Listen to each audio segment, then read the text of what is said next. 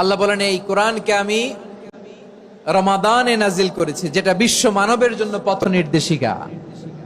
এতে আছে হেদায়েতের সুস্পষ্ট বর্ণনা, আর সত্য মিথ্যা পার্থক্য করার মানদণ্ড, কোনটা সত্য কোনটা মিথ্যা, এটা কোরআন দিয়ে ডিফারেন্সিয়েট করা যায়। কোরআন হচ্ছে ফুরকান, to differentiate between right and wrong. কোনটা সত্য কোনটা মিথ্যা, কোনটা ভুল কোনটা নির্ভুল, এটা কোরআন দিয়ে যাচাই করা যায়। চিল্লায় বলেন ঠিক কিনা? এজন্য এই কোরআন দিয়ে আমাদের জীবন সাজাতে হবে। কোরআন দিয়ে জীবন না সাজালে জীবন আলোকিত হয় না। কোরআন দিয়ে পরিবার না সাজালে পরিবার আলোকিত হয় না। কোরআন দিয়ে সমাজ না সাজালে সমাজটা শান্তিময় হয় না। শুধু দুর্নীতি দমন কমিশন দিয়ে দুর্নীতি বন্ধ করা যায় না।